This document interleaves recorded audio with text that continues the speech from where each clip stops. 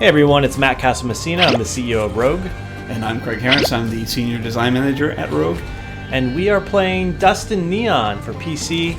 This is our twin-stick roguelike shooter. Coming soon to PC, Switch, and all sorts of other fun places that we'll talk about later. You play as the nameless gunslinger in the game, and he's been brought back to life by this scientist character who you can see roaming around here. And you're made of rabid rat meat and human flesh, and the good news is you get brought back to life every time you die, and you do die a lot in this game. It's a whole thing. To it. Yeah, hence the roguelite portion. So this is your home base, and let's start with your upgrades, Craig. Yes, the Clone-O-Matic. And so you've got offensive and defensive upgrades. There are 24 in total. Each one has multiple levels, and these significantly change the way your character plays. So you'll get everything from the ability to increase the accuracy on aim, to shorten the charge on your special moves like slides and dives. Yeah, and as you level up, you'll earn these points, and you keep these perks even when you die. So that's the good thing. That's what makes this a roguelite. Correct. Now go ahead and hop out of there and let's go check out. Well, let me spend some points yet, man. Oh, jeez. Okay. I got like 6 points here. Do it. So yeah, every time you make an upgrade here, the character reacts, and then you're losing points, obviously, that you'll get back later in the game. Let's go check out your weapons real quick, Craig, on the gun materializer. Sure. So yeah, when you die, you come back here. There'll be guns waiting for you, but they're not so great. You got to take what you can get here with these kinds of weapons when you come back to life. But it's better than nothing. You do have the ability, however, to upgrade your weapons at various other points at your base. Luckily, I didn't die before we started this save, so I have weapons already, and you can compare the ones you hold to the ones you might want to pick up. The yellow means it's better than yours, and red means it's not. And I'm just going to keep what I got. Yeah, and I love this too because it just pops in and out of that sort of first-person back to third-person view, and it's really seamless. So we'll take you through some of this. You're going to build all of this stuff out as you play the game over hours and hours. We're saying this is around a 15-plus single-player adventure, and that's going to jump significantly if you're a completionist to something like 30, maybe even 40 hours. There's a lot here for you to do. So as you die, you are able to come back to life and take advantage of various upgrades that you eventually build at your base. So Craig, maybe take us through the gun materializer. So yeah, the gun materializer is what we just showed you, where basically there's some weapons waiting for you. And in fact, if you notice that when I walked your way through that, there was one slot that was not available. So I can actually buy that slot right now. Let me do that so that we can actually show you. Now that I have the third slot open, I can get the rifle. But again, I have a better rifle than what's here, so I'm just going to keep that. Yeah, that just opens the weapon type. It doesn't necessarily guarantee the weapon's going to be good. Next one, Clone-O-Matic. So basically this one is every time you die, you lose everything except the points that you earn to spend on your character. In this case, I can actually unlock a perk where the money that I earn is actually, I keep 10% of that. So there's more. If you see all those stars waiting for me, there's a lot more cooler things that I can unlock. But for now, I need to spend on that 10%. So next up? The gun shop. Yeah, we haven't shown you the gun shop yet, but basically this will enhance the gun shop of all the weapons that are waiting for you to buy. So the money that you earn and spend when you actually complete a level and not die, you have the money to spend on awesome weapons. This will perk those up. Right, and they're better weapons in general, but they cost a lot of money. So just be prepared to spend. And then Frank's Mind Blowers, you'll also see near the gun shop is a guy named Frank. He's got these perks that you can purchase. But the perks allow you to, pre-mission, jump into a mission, use a perk for one mission only. So for instance, let's say you wanted to have a faster reload, or you wanted to be able to run faster, or what have you. That would happen for one mission, and then you'd be out again. Yes. And then finally, we got the buyback-o-matic. So basically, when you die, you'll lose everything, including the weapons. You might have gotten a really awesome weapon. The buyback-o-matic will sometimes keep, that weapon will be made available to you. That's right. So if you own a really awesome sniper rifle and you just loved it, and then you died and lost it, this would be the place you'd go to potentially get it back. Not a guarantee, but it could happen. Sure. So that's it. Let's start a mission. Let's do it. All right, so as you're going to see here, there are very few load times between indoors and outdoors, and Craig's taking you over to a new area. So this would be Frank's Mind Blowers, and you could unlock that at some point. It's kind of pricey. I'm not going to do it. Yep, let's wait on that. And there's other areas you'll see here as well that we're not going to show you today, but you can unlock these as well. There you go. And this would be the gun store that Craig unlocked previously. And there are some good weapons here, but again, it's pricey, and I only have less than $1,200, so I'm not going to spend. All right, Craig, let's go ahead and jump into a mission. Go to the bounty board. So these are the ones I've unlocked so far. So Outer Wilds is the first area that you start out in, and then the boss. Once you beat the boss, you get to the second, and beat the boss here, you'll unlock the third, the fourth, which I haven't done in this save file. So we'll go a little easy on me right now. But even though these are the earlier levels, because I'm leveled up, the levels are actually a lot harder now, and some of the health might not be there for me, or some of the weapons might not be as strong. So. And the enemies themselves level up with you, right? They become harder as well. Yes, they do. In fact, we'll show you that. Let's just do a standard beat the enemies level. So this mission is just clear the enemies. You'll see them come out. Okay, before we even get to the action, Craig, maybe go ahead and just aim down sights and show the accuracy by twirling that around. There you go. And let's talk about the reload and how quickly you can access your weapon wheel as well. So here's the weapons. You can actually hold down the weapon button to pull up the wheel and make it easy to switch from your revolver to your shotgun to your rifles. Or you can just quick swap them with the Y button. This is the PC version, so the Y button. And you can also use the D-pad to accurately switch between the different kind of weapons as well. Cool, and then go ahead and take cover really quick. There you go. And you saw he slid into that, right? So you're going to be sliding, you're going to be diving a lot, and then cover happens automatically. You don't really need to think about it. You just walk behind an object and you're good to go. That's because we wanted you to focus on the gunplay, which is what really matters. Totally. And you'll see as well that when Craig took a dive there, there's a little recharge that pops up right underneath the character. So that's something you can upgrade in the shop throughout the game so that your recharges are slower and you're faster. You will not be able to spam the slide button.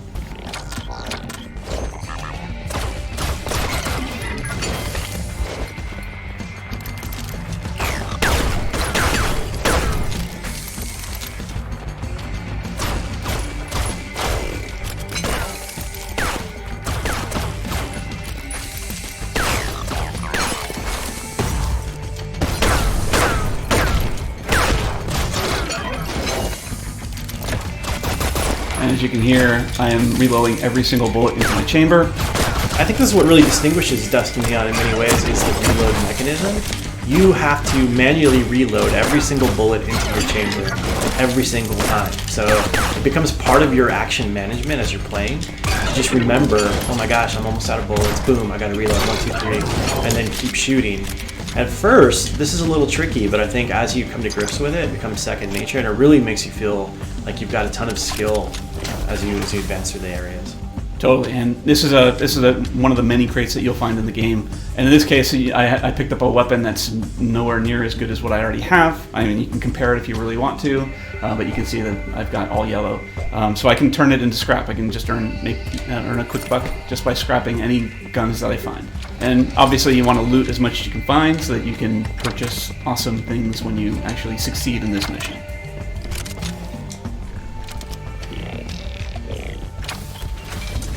I'm going to scrap this one. And some $10. Oop. And they actually follow you in and out of buildings as well. So you think if you can run outside and be safe, sorry. Yeah, it's not gonna happen.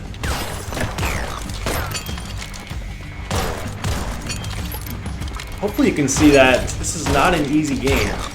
You know, there are a lot of enemies coming at you at any given moment, and you really have to think about when to run, when to hide, and then when to come out with guns blazing. And I think that really the best players are going to be doing a combination of all of these things at any given second.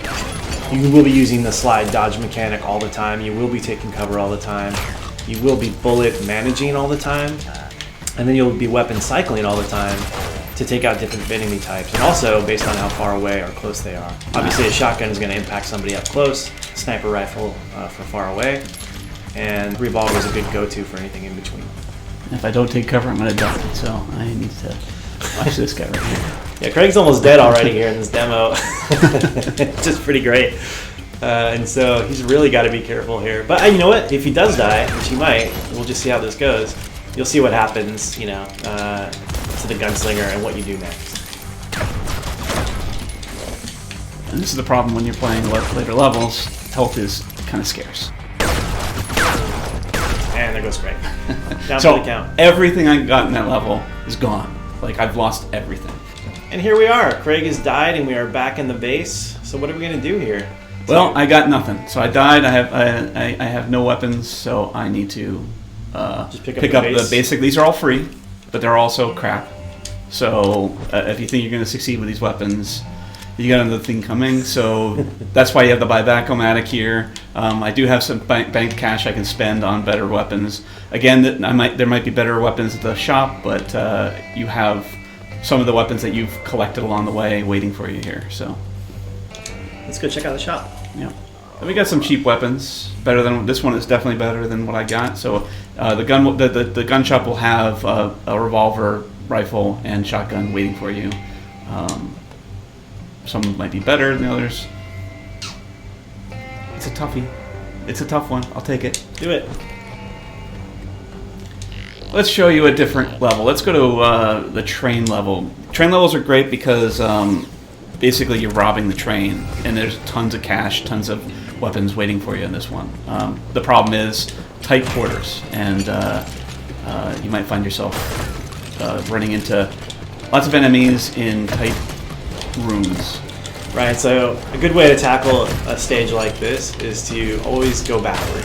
Don't be afraid to back up and shoot as enemies come toward you like they're doing right now.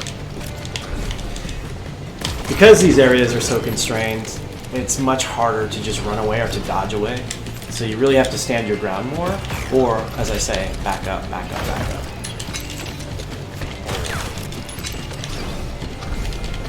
And you're robbing 3 trains at once, so that's pretty cool too. And there's a little bit of, like world building history over here. You can see like a dead human.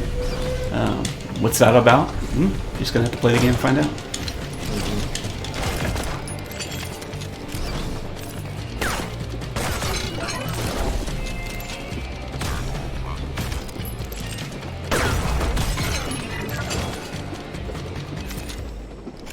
One thing to note, hopefully you've seen this, there's a lot of robot destruction, but you're not killing biological forms very often in this game, if ever, in fact. And so, really the only one who's got any biologics is you, and maybe the scientist.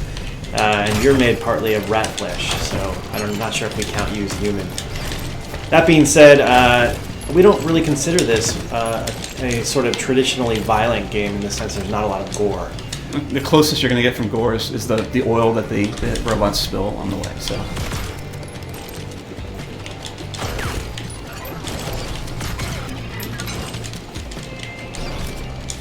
waiting for him at the end is a triple barrel shotgun.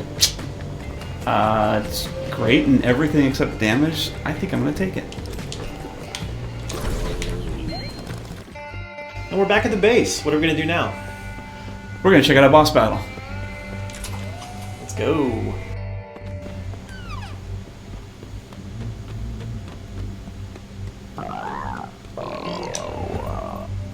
We'll keep with the first boss battle. We're not going to tease the second boss battle just yet. Although we did kind of tease it in our trailer, but who cares?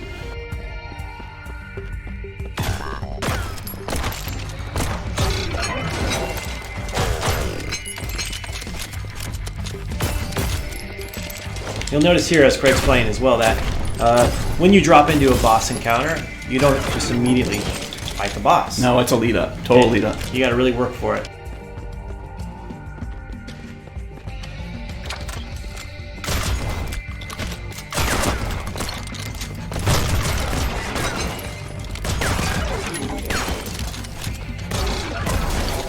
And of course, it wouldn't be a video game without red barrels to shoot.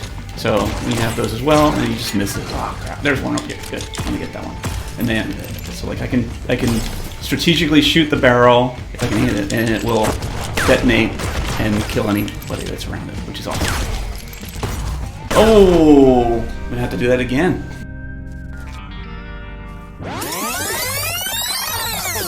All right, I guess I'm gonna show the second boss fight. These enemies are determined to make sure you don't see that boss fight. Very much so. You'll be seeing here in this version as well that Rogue is kind of obsessed, and so is the developer Dave Marquardt, with maintaining 60 frames a second in all of our games. And so when that is humanly possible, we strive for it here at Rogue. Oh, we definitely strive for it with this one. I need some health badly.